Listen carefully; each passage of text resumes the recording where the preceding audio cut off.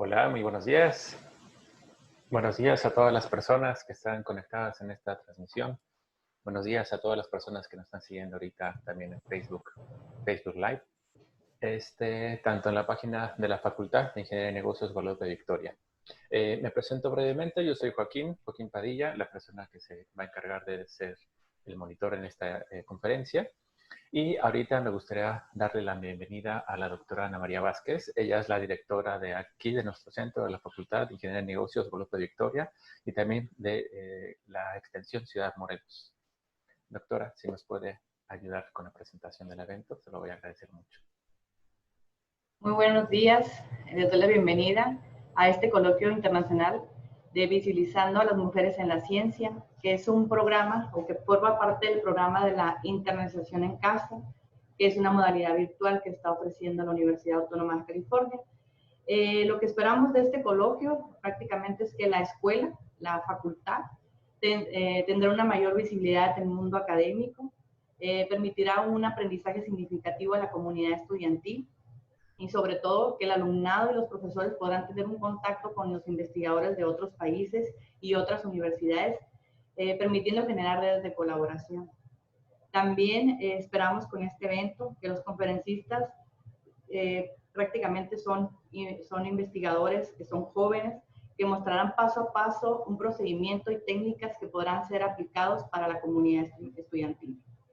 Todo esto con un propósito de que pongan en práctica esas herramientas para resolver las problemáticas de la propia comunidad. También podemos tener en cuenta que estas conferencias permitirán un intercambio y una interacción con la comunidad. Y ahora con esta nueva modalidad virtual, ¿no? También se expresarán ideas no solo de ámbitos metodológicos y teóricos, sino que se intentará demostrar que resolver una pregunta de una investigación es también un sentir de quien realiza la investigación. En este evento también, pues, principalmente con los profesores y los investigadores y los doctores se requiere también sentar bases para proyectos futuros y principalmente fomentar redes. Por último, yo sí quisiera agradecer, este evento fue organizado por el Cuerpo Académico de Salud Mental, Profesión y Sociedad, y principalmente por el doctor Joaquín Alberto Padilla Bautista, que es un profesor investigador de aquí de nuestra unidad académica, y que él está impulsando este proyecto, esta serie de conferencias y talleres que hoy se presentan. Hoy se empieza con una ponente. Y pues también agradecer a la doctora Margaret Rangel Cárdenas, que ella ahora sí que es la responsable de movilidad estudiantil de nuestra unidad académica, y que impulsó esta convocatoria para que participaran los investigadores y pudieran ser apoyados para realizar este coloquio de investigación. ¿Sí? Y pues principalmente también agradecer a los integrantes del Cuerpo Académico Salud Mental, Profesión y Sociedad, que también pues son beneficiados con este evento. Muchísimas gracias, doctor, y pues muchas felicidades por este evento. Ahora sí que es una nueva modalidad virtual, y yo creo que los jóvenes lo van a aprovechar y los académicos para su buen beneficio. Muchas gracias. Muchas gracias a usted, doctora. Muchas gracias a todas las personas que están presentes, igual a todo el cuerpo de aquí de la facultad. Y bueno, sin más, vamos a comenzar ahorita. La primera ponencia con la que vamos a tener es dada por la doctora José María Báez Rivera. Ella nos va a dar lo que será la conferencia Escala de reacciones ante experiencias de trabajo desigual en salud, desde el bottom al up-down. Entonces, al top-down. Les voy a comentar un poquito brevemente de lo que será el currículum de la doctora. Vamos a tener que la doctora María José Báez hizo su doctorado en la Universidad Católica de Temuco. Actualmente es psicóloga y doctora en la Facultad en la Psicología. Es psicóloga y doctora en la Facultad de Psicología de la Universidad de la Frontera en Temuco, Chile. Realizó una estancia postdoctoral en la Universidad Nacional Autónoma de México, en la Unidad de Investigaciones Psicosociales. Actualmente es parte del cuerpo académico del Departamento de Psicología de la Universidad Católica de Temuco. Se ha desempeñado como docente y ha participado en proyectos como el FONDESIT, el FONDES, FONIS. Actualmente se dirige el proyecto de FONDESIC, ustedes disculpan, de la iniciación. Actualmente tiene el proyecto de aculturación y salud mental en población migrante de la región de la Araucanía. y en el rol de mediadores y moderadores.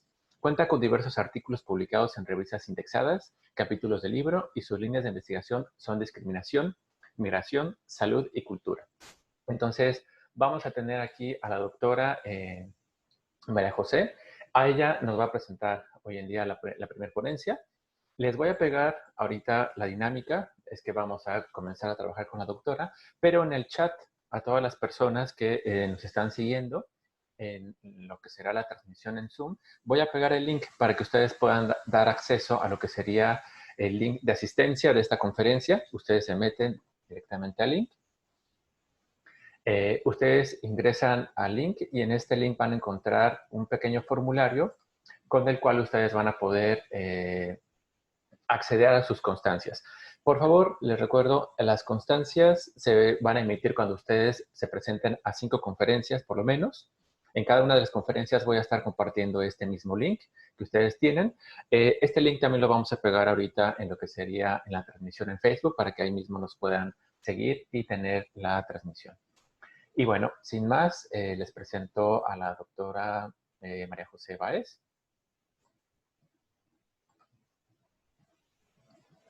Hola, ¿cómo están?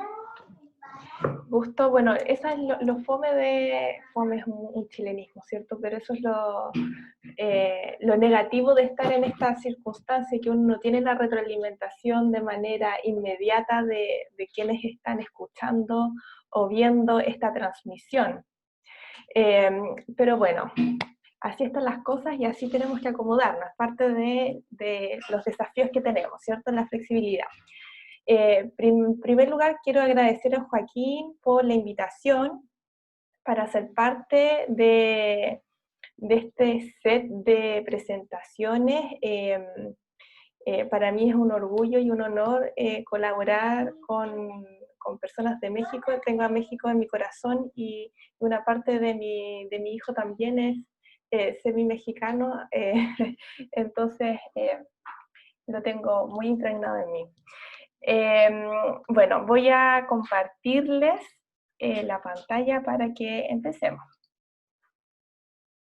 Y efectivamente, aquí nosotros tenemos hartos acrónimos para los proyectos, ¿ya?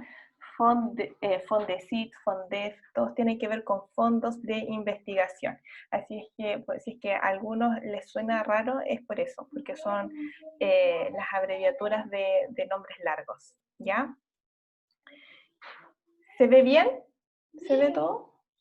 Súper. Se ve súper bien. Ya. Me di hartas vueltas para saber cómo iba a presentar esto y cómo poder presentarles algo que sea académico, pero también incentivar a las personas a que hagan ciencia, ¿cierto? Que hagan investigación.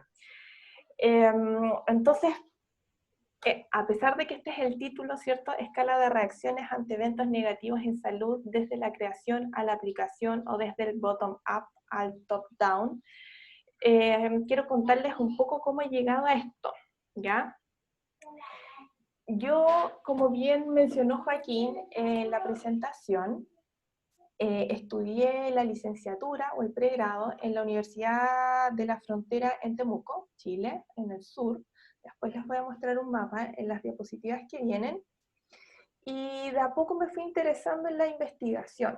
Tuve un muy buen profesor que me motivó a involucrarme en ayudantías de investigación, en proyectos de investigación, y desde ahí entonces decidir que más allá del trabajo clínico en el que estamos estereotipados los psicólogos, yo quería desarrollar una carrera más bien académica, ¿ya?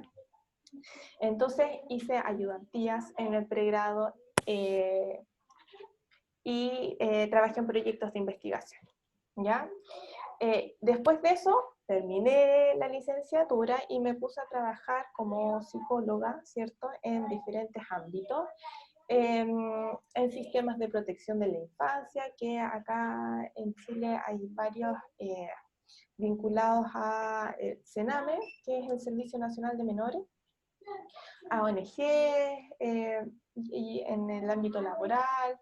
Sin embargo, algo que fue transversal durante todo este tiempo es que hice clases, ¿sí? Saliendo del pregrado, seguí haciendo clases y entonces dije, no, yo esto es lo que tengo que hacer, esto es lo que a mí me gusta y me desafía. Y entonces para poder seguir desarrollando la carrera académica, lo que hice fue meterme al doctorado, ¿ya? Y les pongo esa figura de amor y odio porque cuando uno hace o sigue sus estudios de posgrado, tiene que saber que va a convivir con esto, con el amor a lo que uno hace, con la meta que está, ¿cierto?, allá y que uno quiere lograr, pero que en el camino uno va a odiar.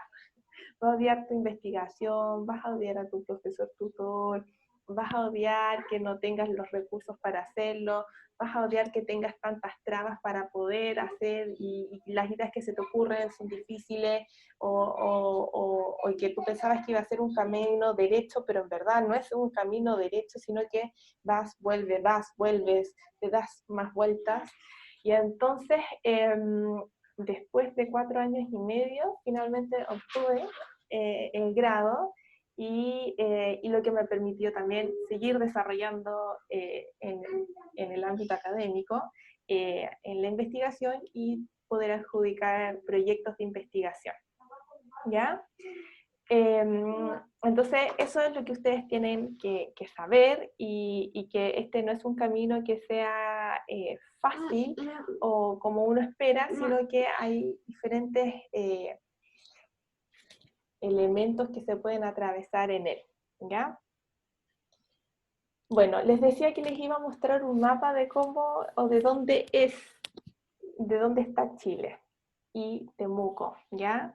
¿Y por qué quiero mostrarles este mapa? Porque yo después de estudiar y de terminar el doctorado fui a hacer, como decía Joaquín en la presentación, mis estudios de postdoctorado o la estancia postdoctoral en Ciudad de México con el doctor Rolando Díaz Lodin. Y entonces fui desde... aquí está. ¿Se ve el puntero? Sí. Desde acá, que aquí está Chile y Temuco vendría estando como por acá, que en el fondo es ¿sí? Este puntito, hasta acá, ¿cierto?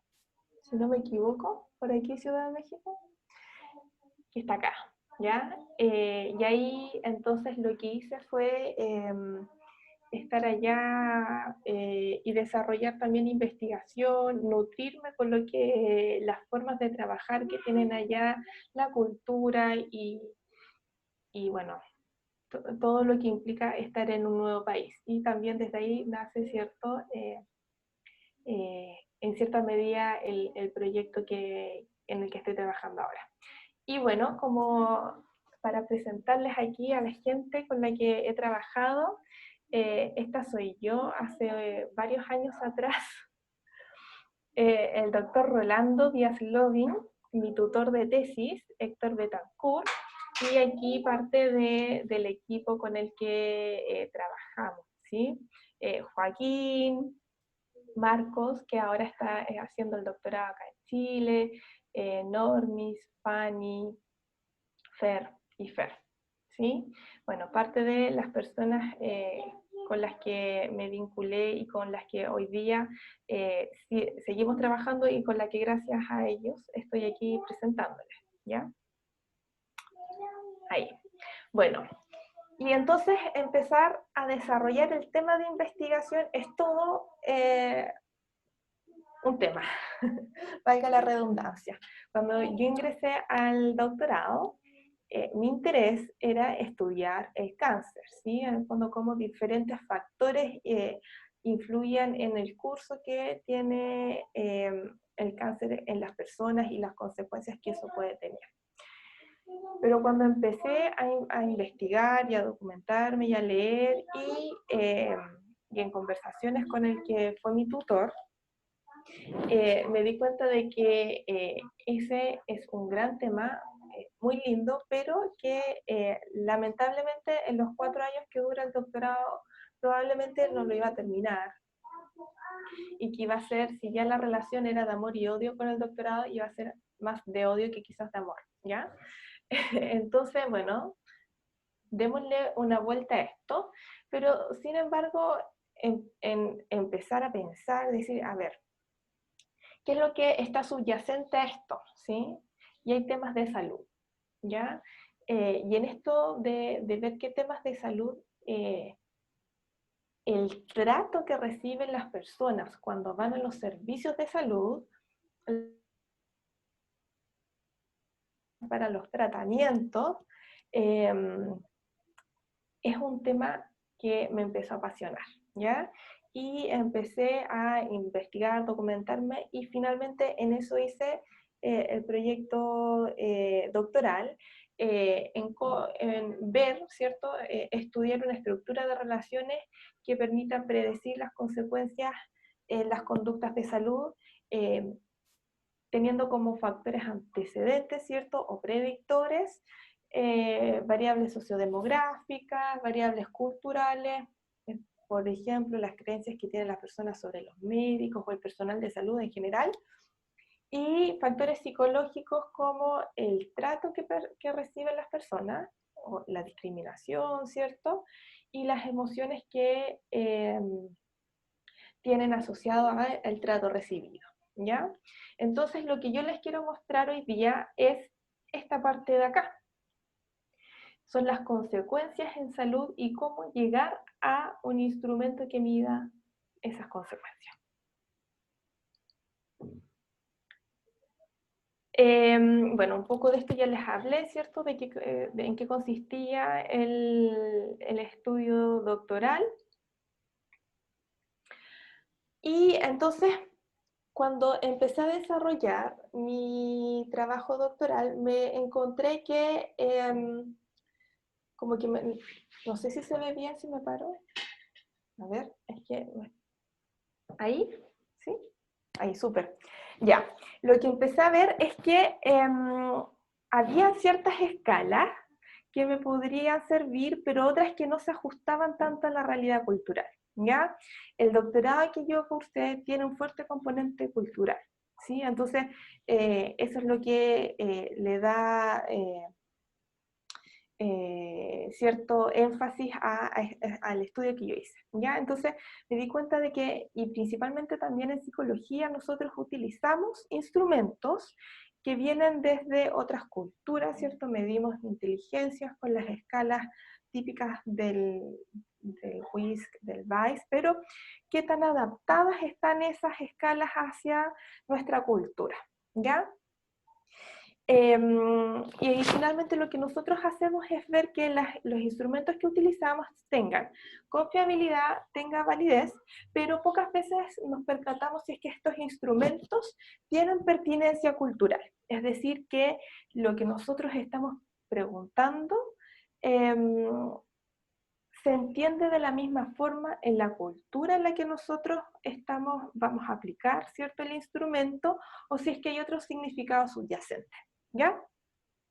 Entonces, lo que generalmente nosotros hacemos es aplicar el instrumento, sacar la confiabilidad, ¿cierta?, el alfa de Cronbach, o la W de omega,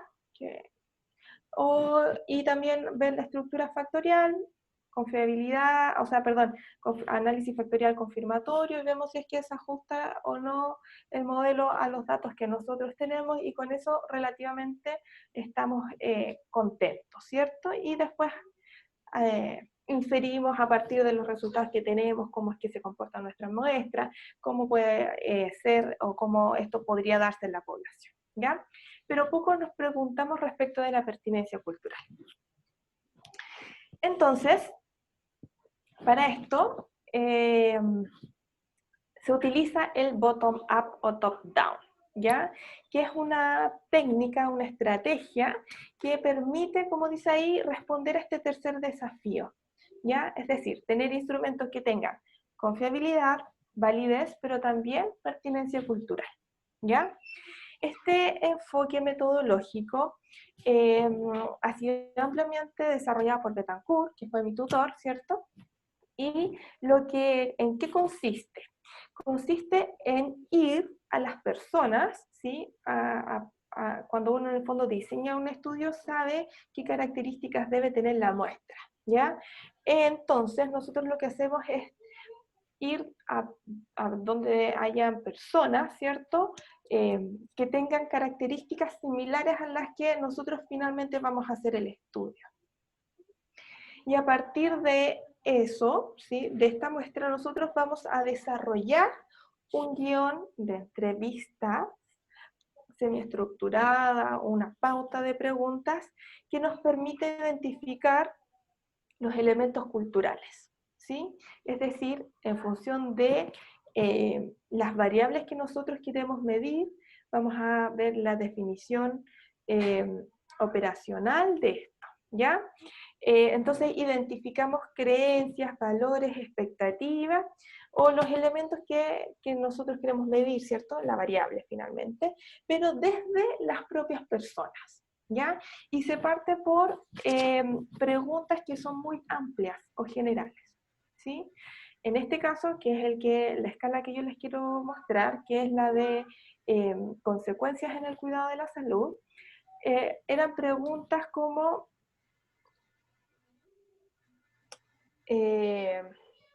¿cómo vuelvo atrás aquí? Anterior. Por ejemplo, cuando has tenido situaciones negativas en el ámbito de salud, ¿qué es lo que ocurre?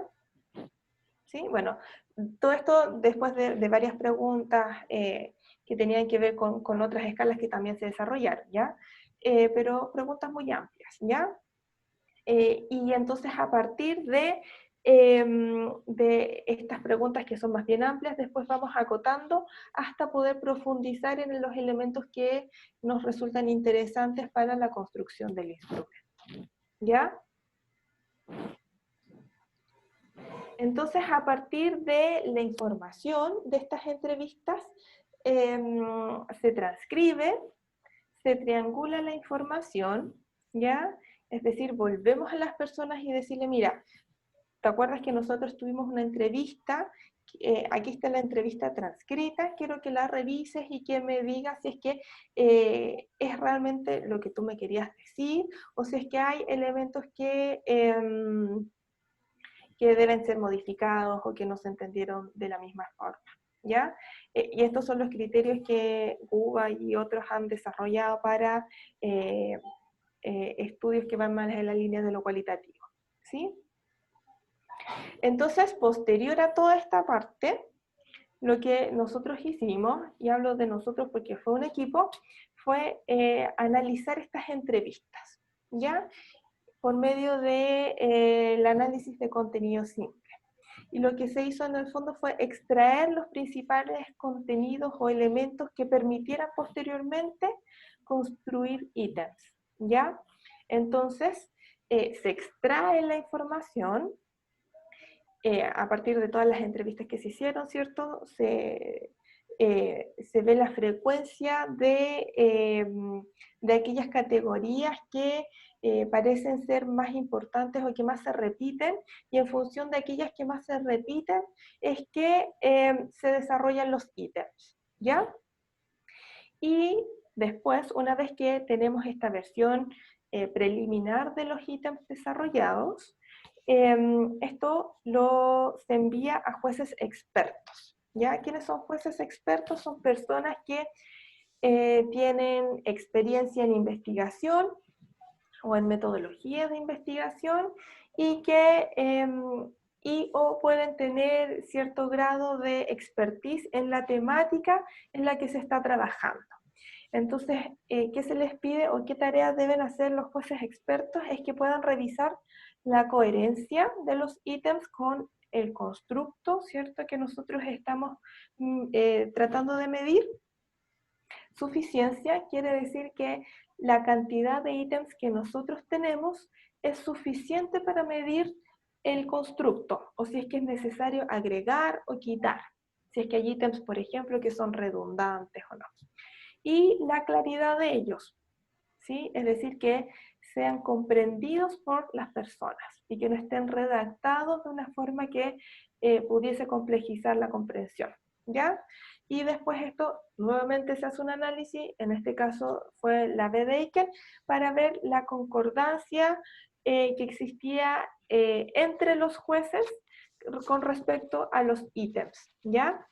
Entonces, en función de eso, nuevamente se depura el instrumento en función de la puntuación y de los comentarios que hacen los jueces.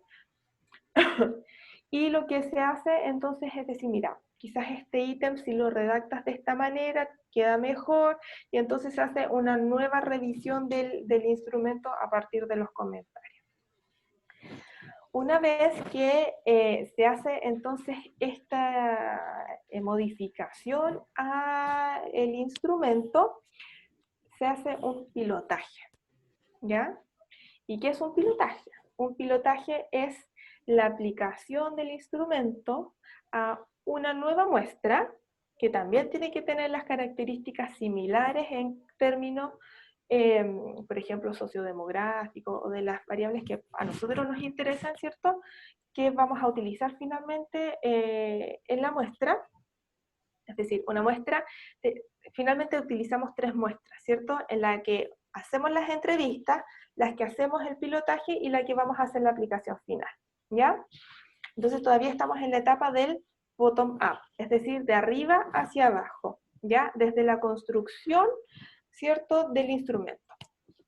Y lo que hacemos es aplicar en este pilotaje el instrumento que ya está más refinado, que tiene las adecuaciones que realizaron o que comentaron los jueces expertos, y lo aplicamos a esta muestra para ver el comportamiento psicométrico, ¿ya? Es decir, ver si es que finalmente lo entienden las personas, si es que hay elementos que modificar, si es que los ítems son suficientes, si es que quizás hay que sacar algún ítem que queda muy redundante, ver confiabilidad, validez, ¿sí? Las propiedades psicométricas, ¿ya? Después, entonces, de que aplicamos el instrumento a este pilotaje, hacemos todos los análisis estadísticos, y ya que tenemos esta versión, la aplicamos a la muestra final de nuestro estudio, ¿ya? Y esa entonces es la etapa que llamamos top-down, ¿sí? Entonces, en esta fase top-down, lo que nosotros hacemos es aplicar el instrumento, nuevamente revisamos las propiedades psicométricas, porque finalmente siempre las estamos aplicando o haciendo esos análisis cuando hacemos aplicaciones, y contestamos a nuestras preguntas y objetivos e hipótesis de investigación, ¿ya? Entonces, les conté como de manera teórica cómo se hace todo esto, pero ahora vamos a ver cómo se hace en la práctica. Aquí está el guión de las preguntas, ¿ya? Entonces, les decía que esta fue una entrevista que en primera instancia consultábamos por diferentes aspectos de salud hasta llegar a las consecuencias, ¿ya? Y entonces veníamos hablando de situaciones negativas, ¿ya? ¿Qué situaciones negativas han vivido las personas? ¿Con qué profesional? Que nos explicaran las emociones que sienten y todo eso. Entonces ahora llegamos a la parte de consecuencias. Y algunas de las preguntas eran, bueno, ¿cómo afecta este tipo de situaciones a las personas? ¿Cómo se sienten? ¿Qué creen que hacen las personas o les gustaría hacer cuando ocurren este tipo de experiencias negativas? Si es que creen que, por ejemplo, los médicos o las enfermeras o el profesional de salud tratan a las personas de la misma forma. Estas son preguntas tipo, pero ustedes saben que uno en la entrevista, en la medida en que van emergiendo los temas, va direccionando las preguntas en función de lo que va apareciendo, ¿ya? Entonces, esta era un tipo de preguntas guía para la entrevista, ¿ya? Después, cuando se hizo la validación por jueces expertos, lo que en el fondo tenemos es que aquí, bueno, el nombre de la escala, ¿cierto? Los jueces contestan, o la forma en que yo lo hice, que no es la única y tampoco es la mejor, es la que a mí más me acomodaba, ¿ya? Los jueces respondían respecto de la coherencia, ¿ya? 1, si era no coherente; 2, parcialmente coherente; y 3, coherente, ¿ya? Entonces, eso es lo que aparece acá, 1, 2, 3. Por ejemplo, en este primer ítem, el 89% de los jueces planteaba que era coherente el ítem, ¿ya? En función de estos 3 elementos que yo les dije anteriormente, ¿ya? La suficiencia, la coherencia y la claridad, ¿sí? Lo que entonces nosotros hicimos acá fue poner un factor, es decir, cómo estos ítems que emergieron se podrían agrupar tentativamente, ¿ya? Entonces, por ejemplo, un primer factor tenía que ver con reacciones activas, ¿ya? O cosas que tenían que ver con cambiar la atención, suspender la atención, en el fondo hacer algo. Y, por ejemplo, como consecuencia de lo que ocurrió, postergó o se demoró más en ir a la próxima consulta. No volvió o preferiría que su hijo no se atendiera más con ese médico o enfermera, ¿ya? Y así con todos los ítems que se redactaron. Y entonces lo que se ve acá es la coherencia y la concordancia que tienen los jueces en función de estas 3 formatos, ¿cierto? O estas 3 opciones, y se saca el índice o B de Aiken para ver el grado de coherencia, ¿ya? Por ejemplo, en este ítem, que es el 3, hubo 100% de acuerdo, ¿sí? En que era coherente y que no había que hacer nada. Pero aquí también los jueces podían poner comentarios que eran los que nosotros consideramos para hacer modificaciones, ¿ya? Me costó entender esta dimensión en general, la reacción activa. ¿Qué pasa si no ha tenido eventos negativos con un médico o una enfermera? ¿Ya? Esto más bien no tiene que ver con el ítem en sí mismo, sino que con el formato de respuesta que tenía después la escala, ¿sí?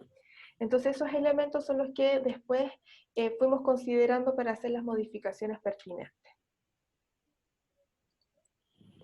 Ahora, recuerden que todo esto después lo pasamos a un instrumento, pasó por pilotaje, y esto finalmente es la versión final del instrumento, ¿ya?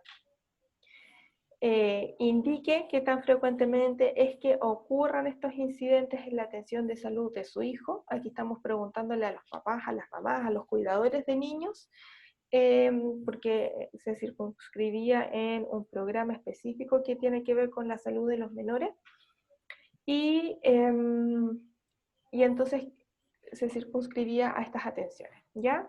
Y aquí entonces lo que ocurre es que quedaron 14 ítems, ¿ya? Esta es la versión que se utilizó para el pilotaje. Y las personas aquí tenían que contestar la frecuencia, ¿sí? Desde nunca a siempre.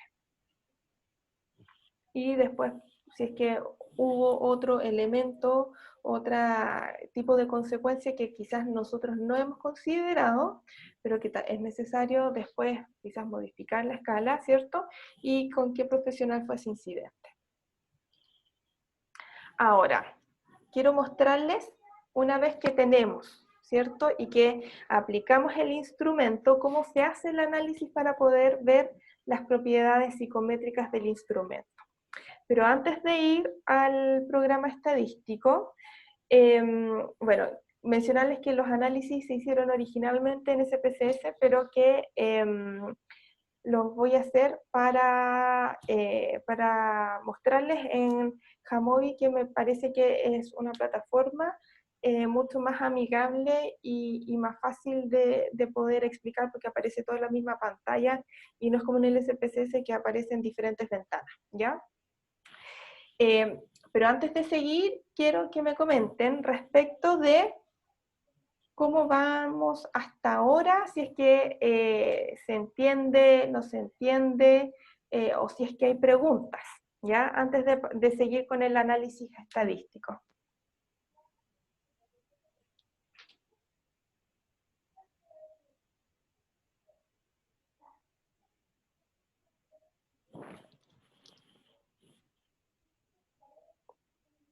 O al menos si hasta el minuto no hay dudas respecto de cómo se desarrolló el instrumento. Súper, qué bueno. Sí, hasta el momento no hay, hay más comentarios, más que preguntas y aportaciones. Súper. Ya, porque yo pensé que iba a hablar muy rápido y que quizás no me iban a entender, así es que bien. Aprobado hasta el minuto. ¿Sí? Ya, entonces lo que yo les voy a mostrar es cómo se hizo el análisis factorial exploratorio para poder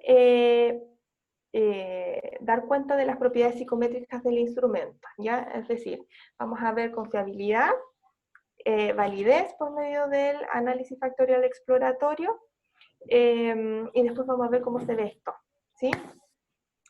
Ya, vamos al Jamovi entonces.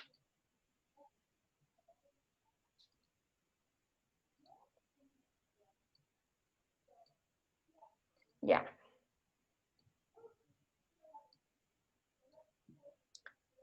Ya, entonces el Jamovi, al igual que todos los programas estadísticos, yo le estoy haciendo propaganda después de que la Cami, que está ahí dentro de todos los participantes, me lo enseñó. Ahora soy fan de Jamovi. Y encuentro que es súper bueno visualmente para enseñar, ¿ya?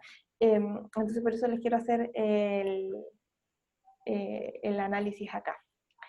El Jamovi tiene acá dos pestañas, una que es la de datos, ¿cierto? Y acá la de análisis, ¿sí?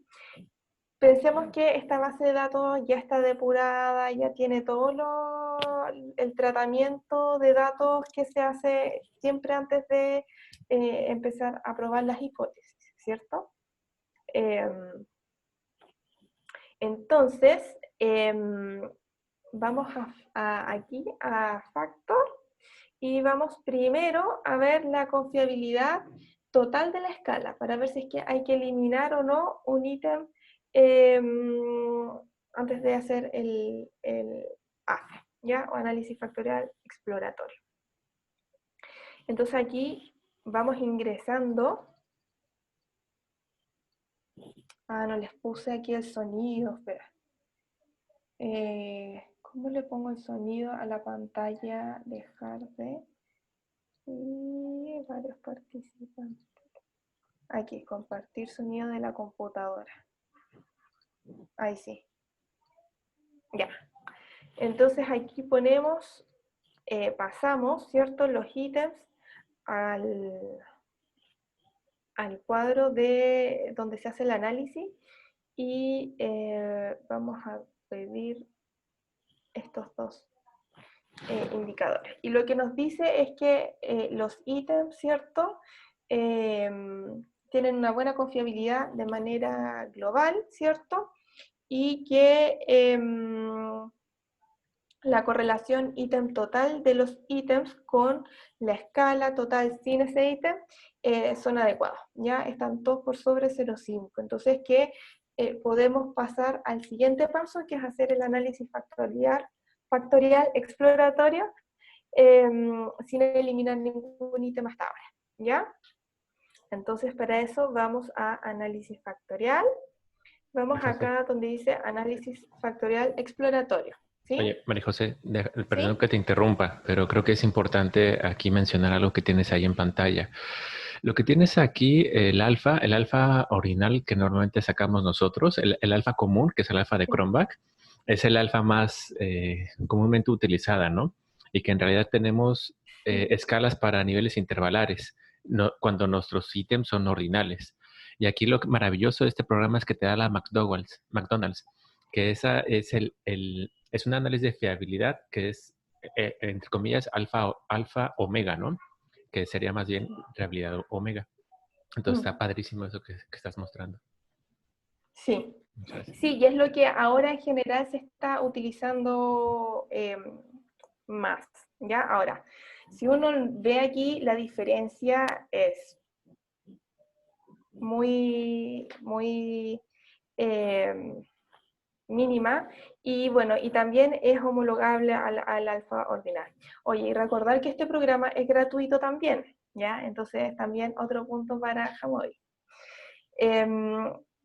Y si ustedes ven, también las tablas son harto más amigables que las del SPSS, ¿ya?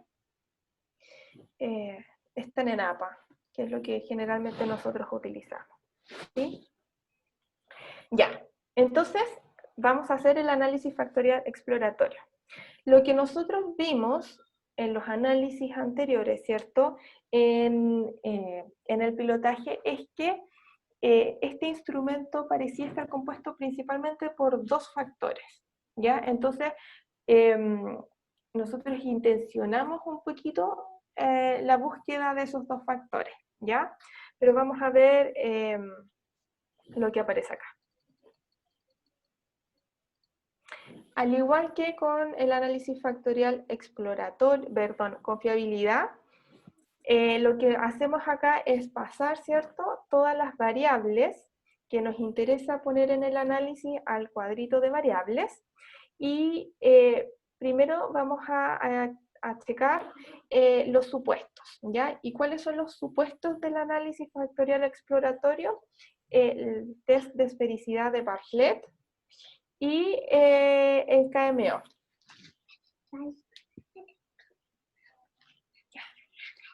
Sí, anda a buscarlo.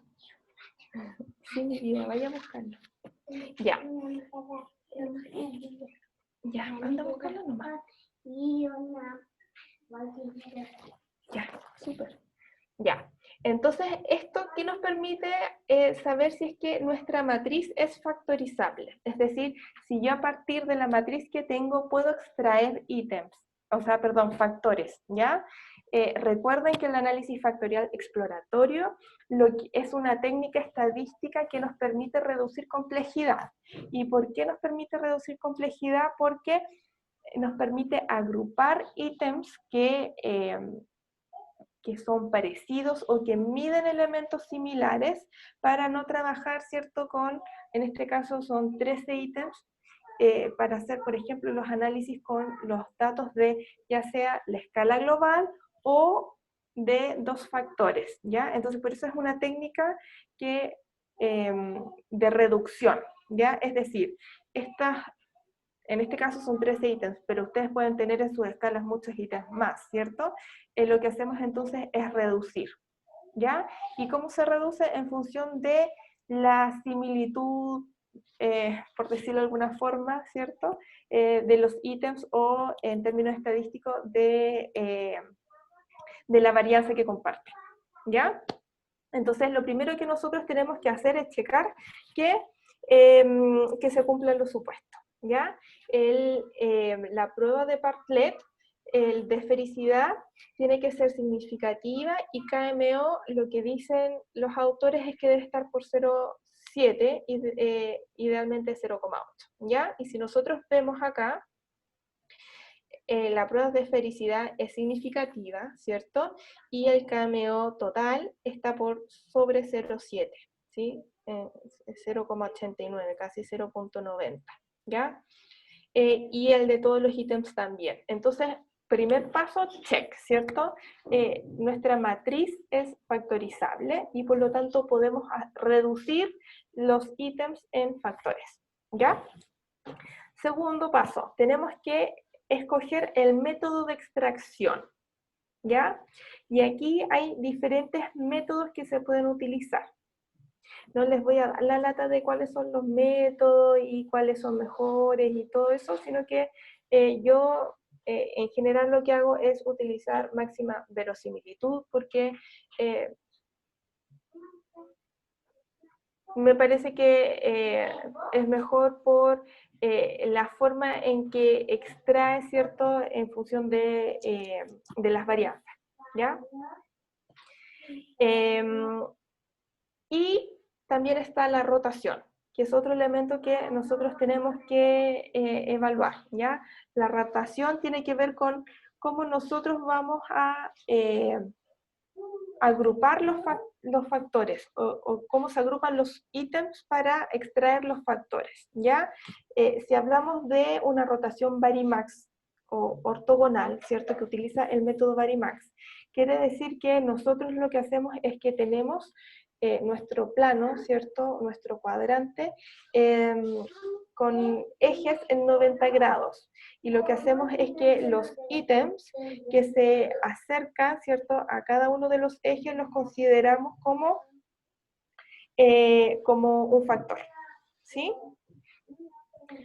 No sé cómo puedo dibujar acá. Ay, ¿se puede dibujar, cierto? Una función pizarra, sí.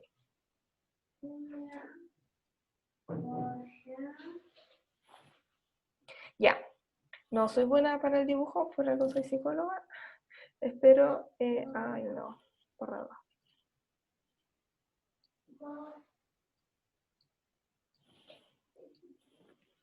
Ya, entonces lo que nosotros tenemos es, dibujar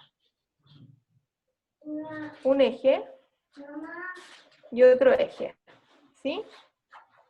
Entonces, lo que nosotros hacemos cuando tenemos los ítems, piensen que dibujar. Entonces, que esas son las puntuaciones de las personas, ¿ya? Debieran ser todos los puntitos iguales, pero...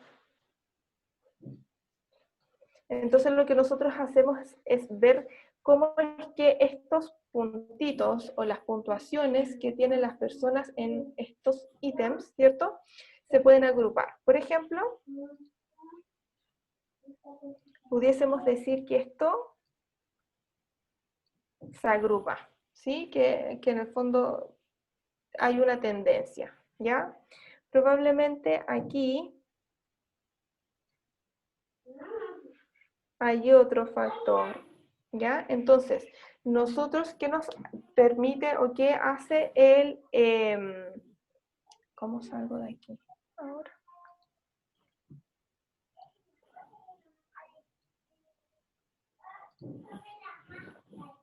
Ahí sí. Lo que permite entonces la rotación es ver, ¿cierto?, si es que de una manera ortogonal o de una manera oblicua, ¿cierto? Es decir, que los ejes están más o menos no en 90 grados, se agrupan, ¿ya? En general, algunos autores lo que plantean es que cuando uno utiliza una rotación ortogonal, o Varimax, que es lo que aparece aquí, ¿cierto? Varimax o Oblimi, la solución es más fácil o más limpia. Mientras que la rotación oblicua lo que hace es asumir de que los factores que yo voy a extraer están relacionados. Y desde mi punto de vista tiene mucho sentido porque finalmente los factores responden a un constructo mayor subyacente, entonces es esperable que los factores de alguna manera se relacionen, ¿ya? Entonces vamos a pedir aquí Oblimi, ¿ya? Aquí el número de factores a extraer generalmente lo que se utiliza, o al menos el SPSS, las opciones que trae, es basado ya sea en los autovalores, ¿ya? Que toman tantos factores como tantos autovalores mayores a uno tengamos, o si es que pedimos un número específico de factores, ¿ya? Aquí podemos pedir 1, 2, ¿sí? Los factores que nosotros pensamos que pueden tener.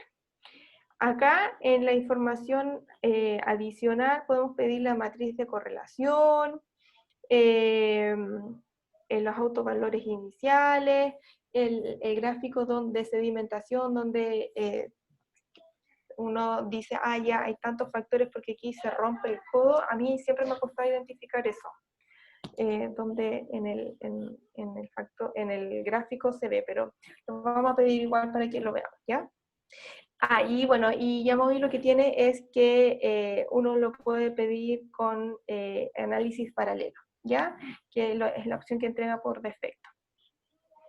Y bueno, acá lo que también aparece es cómo vamos a presentar esta información, ¿sí? Entonces, en general, lo que nosotros hacemos es que le pedimos que las cargas factoriales que sean menores a 0,3 no las informe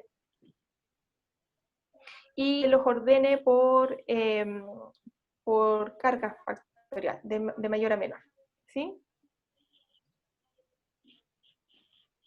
Ya. Entonces, acá tenemos los resultados, ¿ya? Ya habíamos visto y habíamos checado los supuestos, y entonces lo que nos queda ver, este es el gráfico, y que si ustedes ven, bueno, pareciera ser que acá como que hay un quiebre, pero también aquí hay otro, entonces por eso a mí la verdad es que no me gusta tanto el gráfico de sedimentación. Hay gente que lo utiliza y que les es más fácil ver de esa forma, a mí particularmente no. ¿Ya? Me gustan más los números.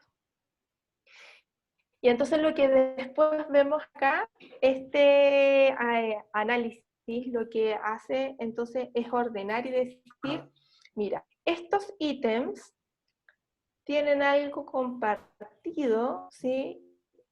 Que los hace en un factor. Entonces el primer factor estaría compuesto por el 1, 2, 3, 4, 5, por esos ítems, ¿ya?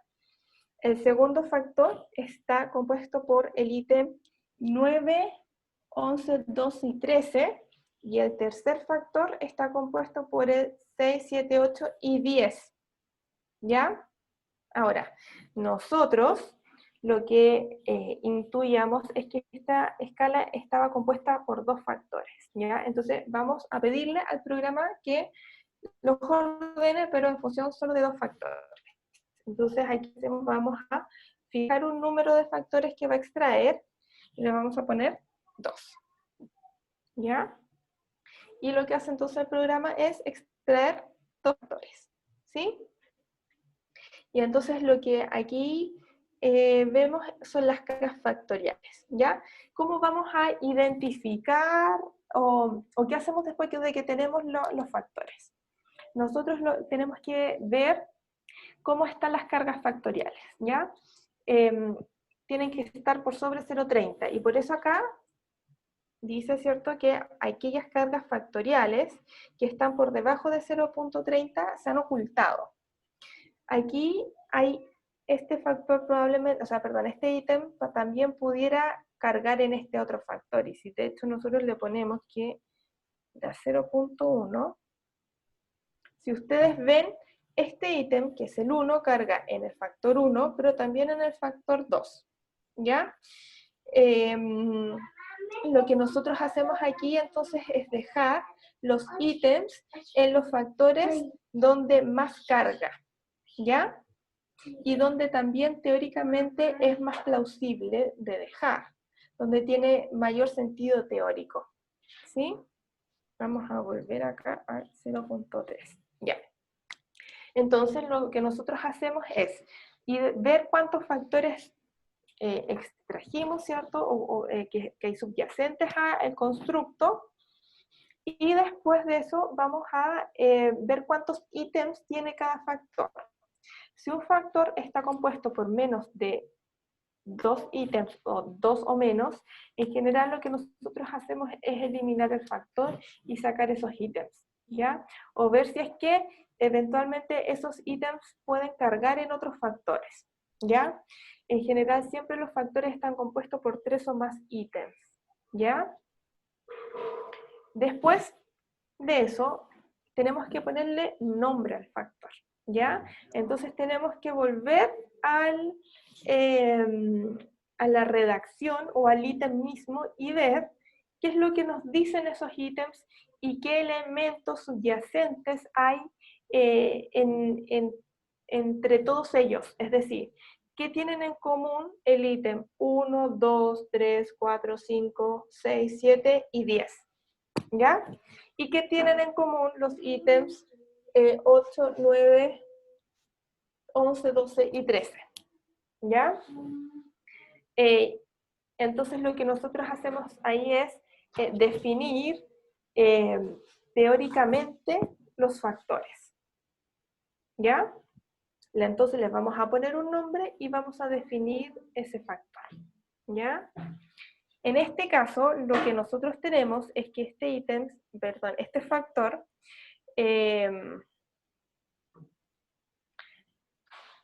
tiene que ver con reacciones activas, ¿ya? Es decir, que la persona hace algo, ya sea reclamar, vamos a ir aquí a los ítems, pero aquí. Era el 1, ¿cierto? Preferiría que su hijo no se atendiera más con ese profesional. El 2, fijo en los controles. Si pudiera, cambiaría de centro de salud. Sintió rechazo hacia los profesionales. Le contó lo sucedido a su familia o a otras personas. No siguió las instrucciones que le dieron. Postergó o demoró más en ir a la próxima consulta, y el 10, que es este. Prefirió medicar por su cuenta a su hijo, ¿ya? Mientras que el otro factor, que es el 8, 9, 11, 12 y 13, es insultó a los funcionarios que lo atendieron, 8, 9, reclamó a través de medios de comunicación,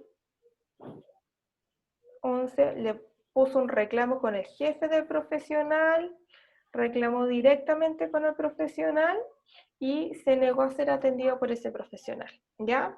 Entonces, pareciera ser que este factor 2, y ahí me equivoqué porque anteriormente les había dicho el 1, tiene que ver con consecuencias que son como más reactivas, como de actuar, ¿cierto? De reclamar, de movilizarse, mientras que el otro tiene que ver con cosas más pasivas, ¿ya? Entonces, lo que nosotros hacemos en este sentido es darle un nombre y una definición a los factores. Y ahora eso, volvemos a la confiabilidad, porque anteriormente lo que hicimos fue ver la confiabilidad global de la escala. Ahora nos interesa ver la confiabilidad de cada factor, ¿sí? Entonces vamos a análisis de confiabilidad. Vemos cuáles son los ítems, ¿cierto? Entonces era el 1, el 2, el 3, 1, 2, 3, 4, 5,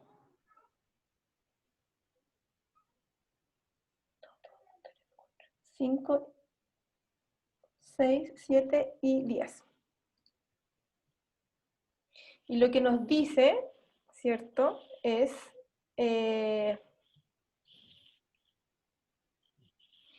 que esta escala, perdón, este factor o subescala tiene una confiabilidad de 0,90, ¿cierto? Y que todos los ítems aportan. El más bajo es el ítem 10. Entonces quizá ahí pudiéramos revisar si conviene o no conviene sacarlo, pero pareciera ser que si lo sacamos, la verdad es que no sube tanto, ¿sí? Es decir, de 0,89 a 0,90 no vale la pena sacarlo, ¿ya? Ahora, si esa diferencia fuera grande, por ejemplo, de 0,89 pasar a 0,92, ahí sí convendría, y probablemente ahí la correlación ítem total sería más baja, estaría por debajo de 0,3, ¿ya? Ahora vamos a hacer lo mismo, pero con el otro factor, ¿ya? A ver si me ayudan los voy a pasar así y después era de este en adelante. Ya. Entonces lo que vemos acá es que este factor tiene una confiabilidad de 0, de acuerdo a Cronbach, a 0,82, ¿cierto? Y de acuerdo a el omega, 0,82 también, ¿ya? Y que no vale la pena eliminar ningún ítem, ¿sí? Que todos están aportando a ese factor, ¿ya? Entonces, así testeamos las propiedades psicométricas, tanto de confiabilidad como de validez del instrumento, ¿sí? Ahora, ¿cómo se ve esto? Vamos a volver a la presentación.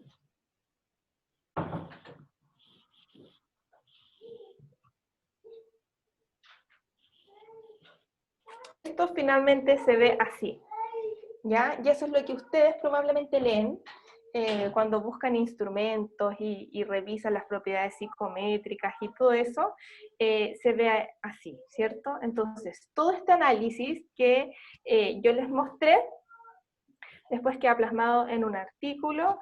Este artículo está recientemente publicado, de hecho salió en el número de septiembre, y si ustedes quieren lo pueden revisar y ahí ven todo lo que yo les he dicho en esta, no sé cuánto rato llevamos de conferencia, está aquí escrito y plasmado también, ¿ya? Pero también contarles que este resumen de cómo se hace la investigación y todo eso, finalmente en la vida real dura, bueno, dependiendo de los tiempos, pero en este caso fueron 1 año y medio de investigación desde que se realizaron las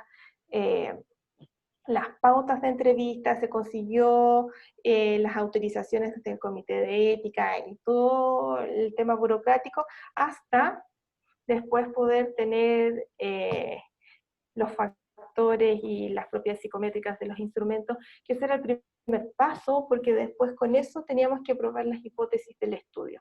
Entonces, el probar las propiedades psicométricas, recuerden siempre que es fundamental para poder después decir que los resultados que nosotros obtuvimos efectivamente dicen lo que tienen que decir y son extrapolables, ¿cierto?, a nuestra población.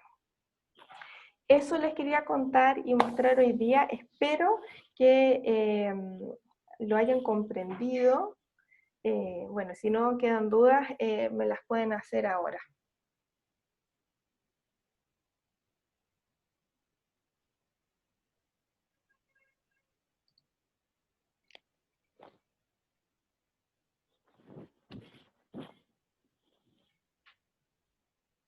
Muy bien. Mira, Areli Morales, ella fue mi compañera de la universidad, nos está preguntando dónde podemos consultar el artículo que escribiste. Si nos pudieras pegar el link, te lo vamos a agradecer bastante. Si quieren, se los puedo...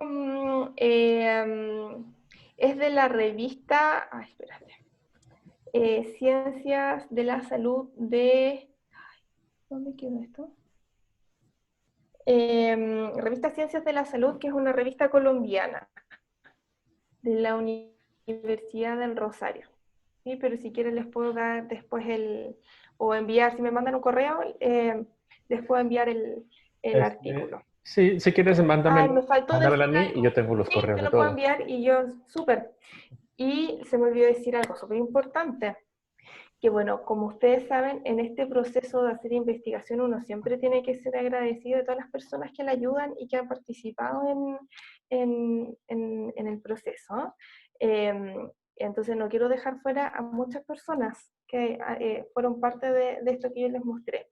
Primero, Manuel Ortiz, profesor académico de la Universidad de la Frontera, director del programa de doctorado en psicología, y que él fue el que, así como una niña pequeña aprende a caminar, a mí me enseñó a hacer análisis estadístico y a encantarme con la investigación, ¿ya? A Héctor Betancourt, que bueno, fue mi patrocinante y mi profesor tutor en el doctorado, Anteriormente yo igual había trabajado con él, pero fue el que hizo que pudiera terminar y ver la luz al final del túnel, ¿ya? Al doctor Rolando Díaz Loin, que me aceptó para hacer la estancia postdoctoral en México, y de quien aprendí y sigo aprendiendo mucho hasta el día de hoy. Bueno, a Degapa de la UNAM, que me becó para irme, al equipo de psicología de allá, del doctor Díaz Lovi, y también al equipo con el que trabajo acá en Temuco, ¿ya? Al Departamento de Psicología de la Universidad Católica de Temuco. Ahora sí.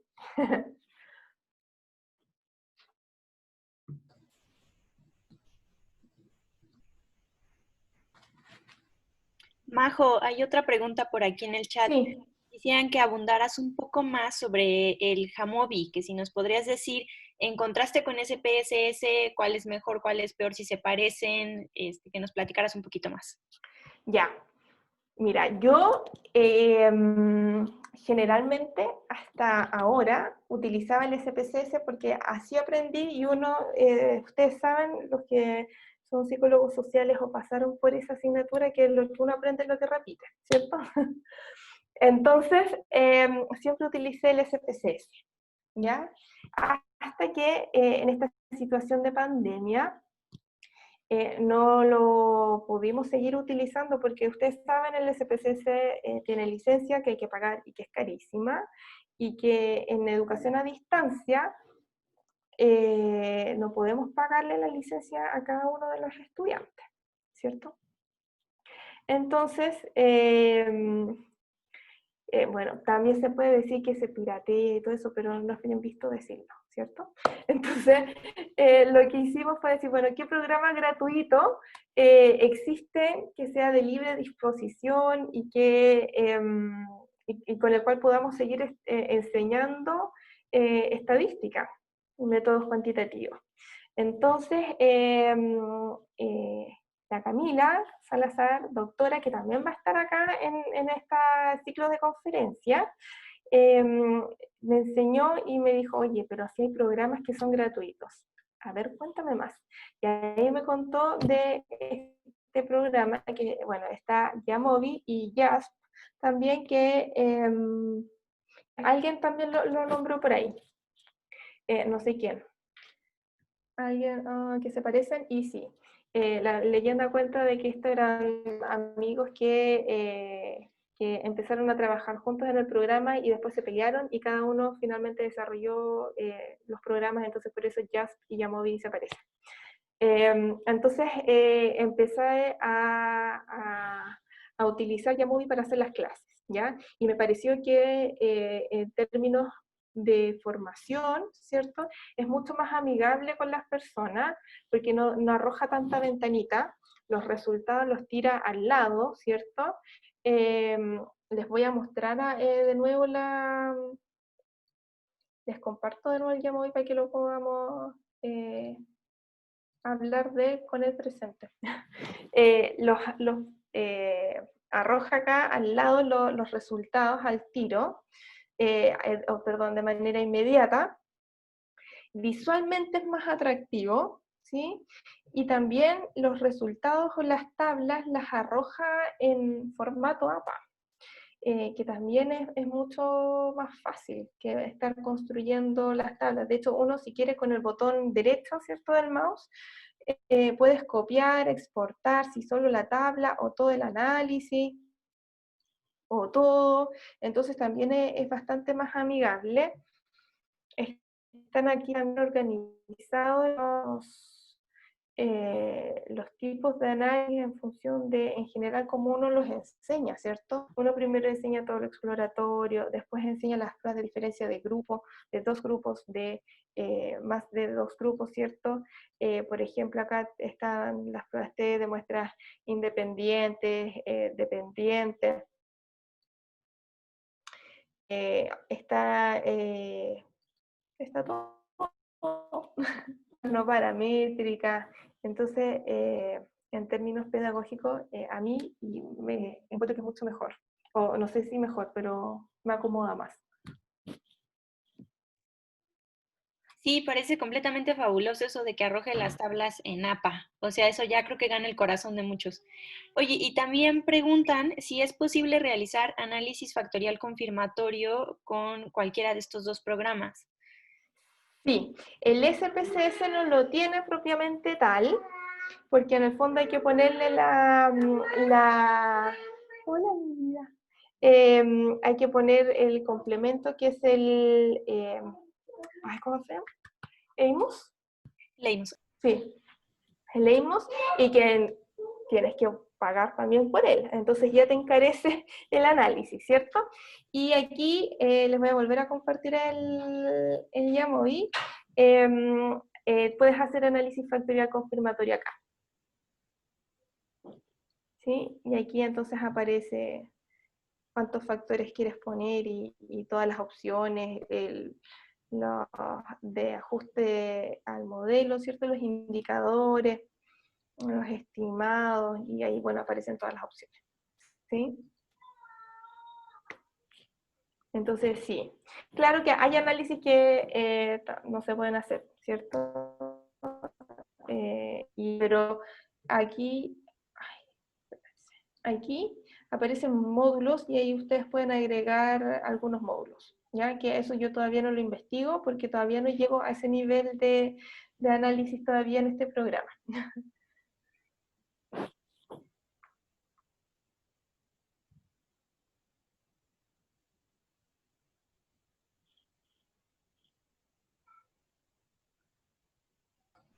Bien, bien, muy bien.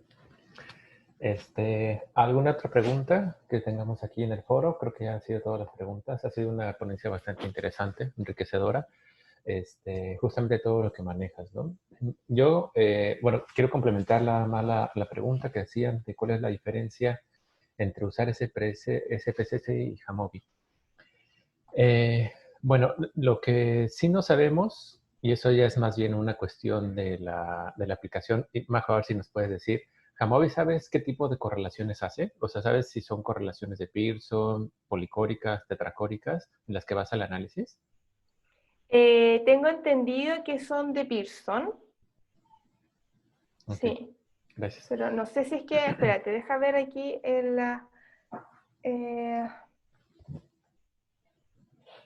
Muchas gracias, Paola. pero sí, sí, nos da la opción de tetracórico. O al menos en esta versión, probablemente en los módulos pueden estar. Fantástico.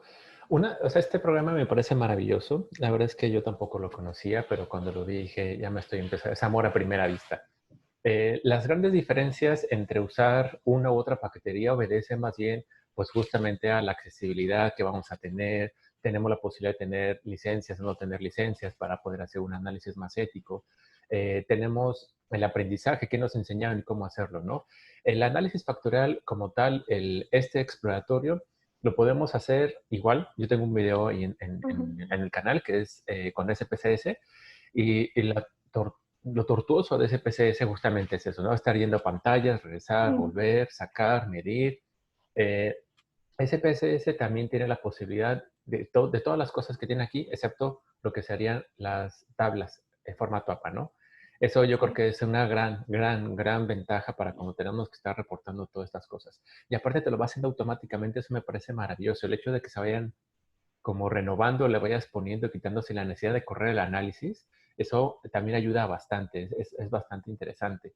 En cuestiones entre ocupar, podemos tener el SPSS como tal tiene un problema. SPSS se basa en lo que serán correlaciones de Pearson, justamente para hacer el análisis. Lo que ustedes estaban viendo con el alfa de Cronbach se basa en lo que serán las correlaciones propias de Pearson para saber qué tanto se relacionan los ítems uno con otro. Y entonces con eso nos va a decir el indicador de alfa, qué tanto se parecen. SPSS no da por default omega, que sería el análisis de fiabilidad. Hay que instalarle un paquete, un módulo que también lo permite.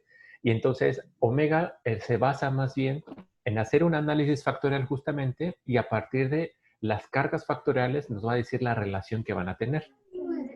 Entonces, esta alfa alfa omega, entre comillas alfa omega, porque no es alfa omega, es omega, análisis de fiabilidad omega, es mucho más consistente, al parecer, dentro de los análisis, y es algo que se está pidiendo mucho en las revistas. Entonces, Sí. esto no lo tiene CPCS. ¿Qué es lo que tampoco tendremos que averiguar, ¿no? Con Jamovi? Porque lo que tiene Factor, que era el otro programa que estábamos viendo en el chat que estábamos discutiendo, Factor sí te permite hacer correlaciones policóricas y tetracóricas. Las policóricas permiten justamente para niveles ordinales, que son los reactivos que nosotros tenemos a escala Likert. Las tetracóricas son para correlaciones dicotómicas, ausencia o presencia, nada más. Entonces, esa es como la gran ventaja que va a tener. Sacar el alfa en ese programa también es muy pesado porque se tienen que extraer en una hoja de cálculo de Excel las alfas ordinales que parten de la misma manera a partir de las cargas factoriales, pero es otra alfa distinta. Entonces tenemos 3 alfas distintas, el alfa de Cronbach, omega y alfa ordinal. Dentro de estas dos, las últimas pues son las más importantes, las más certeras, ¿no? Que permiten no caer en una subestimación del alfa. Y esto funciona muy bien cuando tienen poquitos reactivos. Tienen 3, 4 reactivos. Normalmente las alfas de Cronbach te dicen, pues tu alfa es de 0.2, 0.15. Y si sacamos alfa omega, pues va a subir, ¿no? A 0.5, 0.6. Este criterio del alfa general de que siempre tiene que ser 0.7, solo funciona cuando tenemos más de 10 reactivos. Si tenemos de 10 reactivos, un alfa de 0.5, 0.6 es una buena alfa, ¿no? Entonces, bueno, esas son como pequeños comentarios.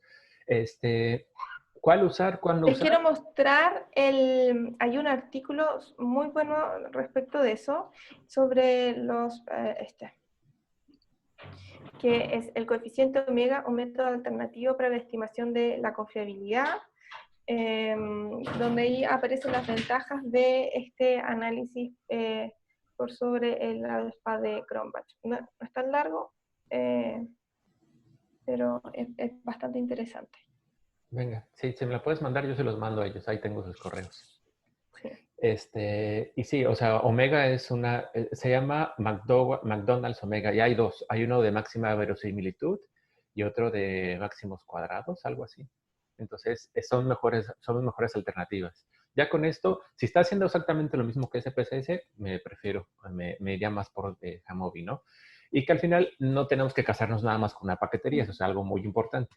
Tenemos que saber la mayor cantidad de paqueterías, ¿no? Todo esto también lo podemos hacer en R, pero R también es muy pesado. Primero tenemos que aprender programación, ¿no? Entonces, eso sería bastante importante. Y lo que dicen ahí, ¿no? Que al final, si también está haciendo análisis factorial confirmatorio, pues eso va a pasar bastante. Entonces, pues excelente. O sea, me parece que habrá que, con las escalas que tenemos, habrá que pasarlas por todas estas paqueterías, ¿no? Para ver qué tan consistente es. Pero, bueno, pues a mí me gustó bastante tu conferencia. Creo que demostraste esta necesidad que siempre que tenemos, que cuando vamos a construir una escala, tenemos que comenzar primero por la definición teórica, ¿no? ¿Qué es lo que tenemos que hacer? Buscar una validez de patente, una validez de fase, que la gente entienda qué es lo que está haciendo. Para posteriormente, una vez que sabemos que están entendiendo qué es lo que tienen que aplicar, pasemos ahora sí a tener una validez de constructo, ¿no? Que en este caso lo podemos obtener por un análisis factorial exploratorio y que luego posteriormente con otra muestra distinta tendremos que estar haciendo un análisis factorial confirmatorio. Entonces, exactamente. Entonces, el paso siguiente con esta escala, y si hay gente que se anima, es aplicarla y hacer el confirmatorio. Sí. Y es súper importante, cuando estaba en México y aplicamos algunas de las escalas, que por cierto hicimos modificaciones y todo esto para el tema de la pertinencia cultural, una de las escalas de las creencias sobre los médicos decía, el médico me reta cuando no cumplo las indicaciones, o algo así. No me acuerdo exactamente, pero en Chile retar tiene una connotación negativa. ¿Sí? En el fondo retar es como castigar, reprender. Mientras que en México el retar es incentivar, ¿cierto? Te reto se ve como un reto de desafío, pero no de un reto de castigo. Entonces, a eso apuntamos cuando hablamos de la pertinencia cultural, de que los significados sean Equivalentes. los mismos para la población. Sí, sí, sí, exactamente. Era como hace rato que decías la Camila, Sí. la Pau, el Joaquín. Esas son cosas que hacen en Chile. Para nosotros los mexicanos eso es despectivo, ¿no? Que es como, jamás se te ocurra decirle a una persona la o él, porque eso pues, es ofensivo, pero justamente son las equivalencias, vamos a tratar de buscar. Pues nada, te agradezco mucho, María José, una ponencia maravillosa. Yo creo que me llevo bastantes aprendizajes. Todas las personas que están aquí se lo van a llevar y sin duda ahorita todas las personas que cuando subamos la conferencia, pues también van a aprender bastantes cosas. No sé si alguien más quiera tener algún comentario.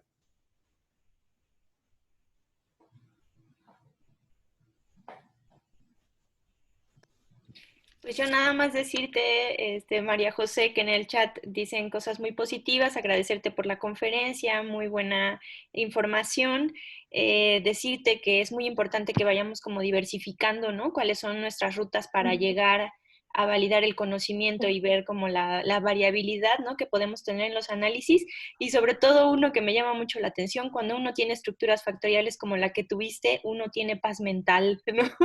La paz mental del analista. Entonces, pues felicidades. Sí. Súper, muchas gracias por la invitación. Bueno, dejar los invitados para el próximo jueves, una nueva conferencista, un nuevo análisis, para que se sumen y puedan revisar, ¿cierto? Otro problema de investigación. Sí, muchísimas gracias. Justamente voy a proyectar aquí tantito rápidamente lo que sería la ponencia del siguiente ciclo para que podamos... Ay, estoy en Facebook. ¿Cómo pasó eso? Voy a transmitirla. La próxima ponencia va a ser esta, el 29 de octubre. Vamos a ver acontecimientos estresantes en estudiantado de medicina, unidad del género. Va a estar la doctora Miriam Sánchez Ángeles. Y vamos a ver todo esto desde una parte de análisis estadísticos, cómo ejecutar análisis estadísticos. Y también vamos a tener aquí ahorita, permítame, esto tiene que haberlo buscado antes. Eso es lo bueno de las transmisiones en vivo. Aquí vamos a tener... Bien. Doctor, disculpe. Sí, Juan Pablo. Bueno, primero que todo, felicitar a María José por su presentación. La verdad es que me sentí muy en un sentido de amistosidad. Ya eso se valora porque, bueno, yo siendo estadístico conozco igual los temas que habla, así que me sentí en casa. Ya eso se agradece. Y bueno, muy bueno el debate también de los programas que uno utiliza, porque la verdad es que cada vez uno va conociendo programas nuevos que se van creando y que apoyan mucho. Por ejemplo, a lo mejor más de alguno de ustedes quizás ha ocupado R y todo lo que eso conlleva, el tema de aprender a programar, aprenderse los códigos, que tampoco es fácil, ¿ya? Tampoco es fácil porque son muchos. Y ya con esto del Jamovi, ¿no es cierto? Une dos grandes corrientes dentro de la estadística, menos computacionalmente hablando. O sea, el software de ventanitas, estilo Windows, ¿cierto? Y el famoso código de programación. La verdad es que yo no sé por qué todavía no es tan masivo. Ya al menos de los que estamos acá, creo que el 20 o 30% lo ubicaba, lo conocía, pero podría ser más masivo, la verdad. Esa es como mi reflexión final ante esto. Así que, más que nada, agradecer y perdonando la intromisión. La verdad es que quizás no estaba habilitado que los espectadores pudiésemos conversar, pero... no, para nada. Es totalmente bienvenido. Que puedan compartir un poco la opinión que yo acabo de dar. Así que muchísimas gracias. No, muchas gracias, Juan Pablo. No, sí, todos los comentarios, quien gusta hablar es perfectamente bienvenido. Entonces, precisamente por eso dejé los micrófonos habilitados para que puedan comentar lo que ustedes quisieran. Entonces, pero sí, es mucha paz, ¿no? Al final, este ciclo de conferencias tiene ese propósito como traerle directamente a las personas que están interesados en la investigación, pues ver que las cosas pueden ser fáciles, no pueden ser tan difíciles, que esta parte de la investigación pareciera que a veces hay una jerarquía en la cual si no hay alguien que te lo enseñe, no lo puedes aprender. Y al final esto es una divulgación del conocimiento para que entre todos nos hagamos una red de investigadores, podemos trabajar juntos, juntas y enriquecer nuestro trabajo, ¿no?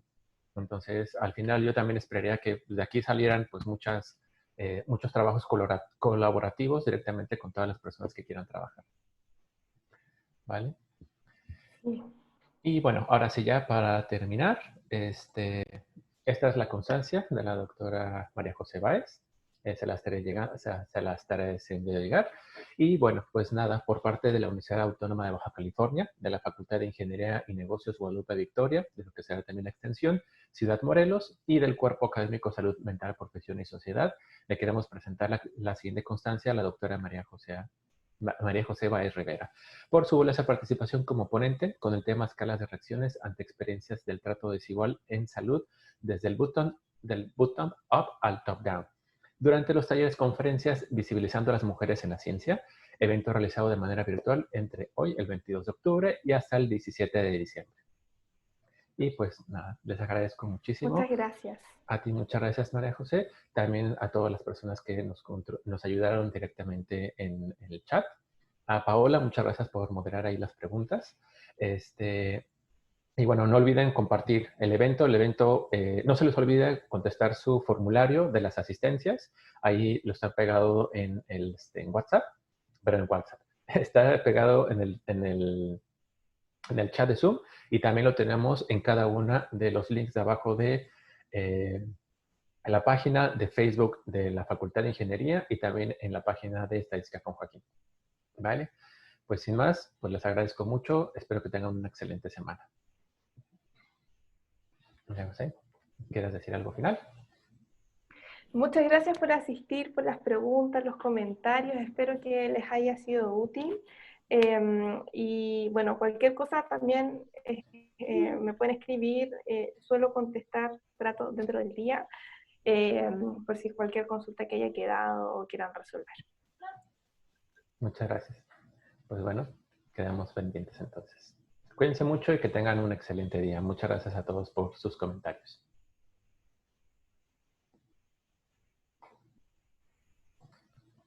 Hasta luego.